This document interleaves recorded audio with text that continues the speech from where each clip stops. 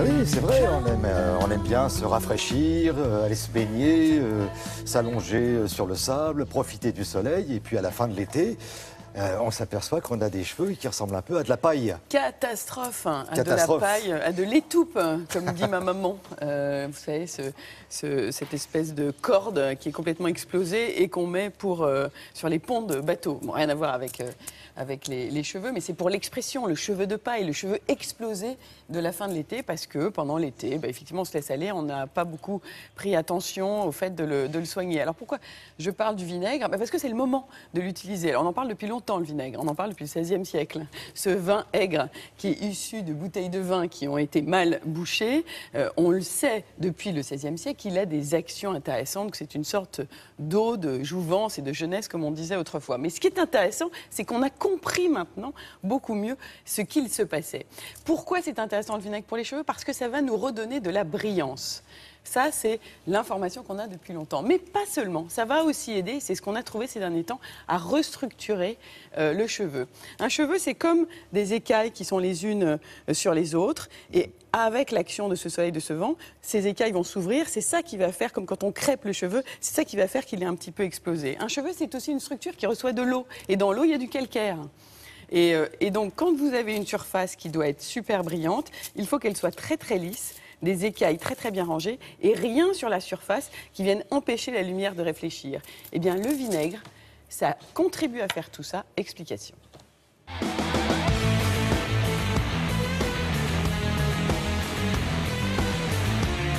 Un cheveu beau, c'est un cheveu en bonne santé.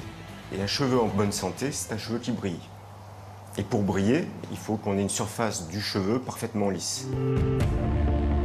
Dès que le cheveu est en contact avec l'eau, vous allez avoir un premier phénomène qui est un phénomène mécanique par dépôt de calcaire à la surface du cheveu. Deuxième phénomène, l'eau est de nature plutôt basique et cette basicité va faire gonfler l'intérieur du cheveu pour arriver petit à petit à décoller les écailles de la surface du cheveu, tel l'ébouriffement d'un oiseau en plein hiver. C'est embêtant parce que ça va donner une rugosité et empêcher la réflexion de la lumière et avoir moins de brillance observée par les gens qui vous entourent.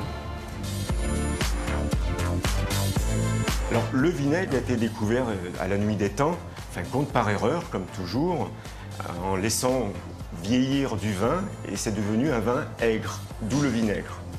Cette transformation chimique qui s'est procurée au niveau du vin a concouru à fabriquer de l'acide acétique qui va résoudre le problème d'action négative mécanique. Il va aider à faire disparaître le calcaire de la surface du cheveu. On va dire qu'on va le rendre soluble, comme le sucre qu'on solubilise dans l'eau. Et ensuite, il va avoir un rôle chimique, il va amener de l'acidité. Et l'acidité va avoir le rôle inverse de la base qu'on avait dans notre eau d'usage. Et il va permettre de constricter le cheveu, rediminuer son diamètre et donc concourir à refermer les écailles.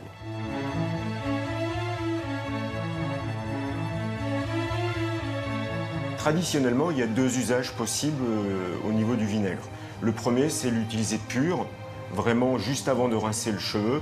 Et ça, c'est utilisé dans les cas extrêmes, quand on a le cheveu très ébouriffé. Et le deuxième usage, c'est l'usage dilué dans un ratio 1:10. Et là, on utilisera ce vinaigre et ses propriétés comme dernier eau de rinçage. Un bain de jouvence d'acidité au niveau du cheveu permet de réduire le diamètre de celui-ci, de resserrer les écailles au maximum afin d'avoir la surface la plus lisse possible. C'est en quelque sorte le conditionneur le plus simple de la cosmétique.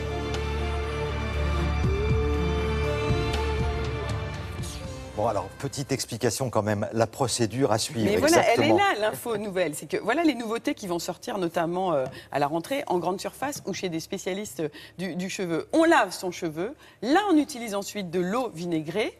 D'accord, en diluant, vous respectez ce qui est écrit sur la notice, ça va bien permettre aux cheveux de retrouver de quoi être très brillant, très lisse. Et ensuite, si on le souhaite, pour l'entretenir, on utilise un après-shampoing, les conditionneurs, comme on dit en anglais. Voilà la bonne procédure pour enfin retrouver entre guillemets, le goût pour le vinaigre et les cheveux et comprendre pourquoi, depuis le 16e, ça fonctionne. Voilà, c'était une autre bonne recette, pas Karine Tessandier, c'était la recette de Laurence Dorlac pour préserver vos cheveux de princesse. Bon, moi, ça va au niveau de l'étoupe, je suis tranquille. Merci Laurence. Allez, maintenant on va passer à la conso. Alors ça, c'est la spécialité d'Isabelle Martinet, quoiqu'elle s'intéressait de très très près au vinaigre. Allez, on va parler chauffage. Oui, je sais, ça va en surprendre quelques-uns, mais c'est important. You'll get down, you're never running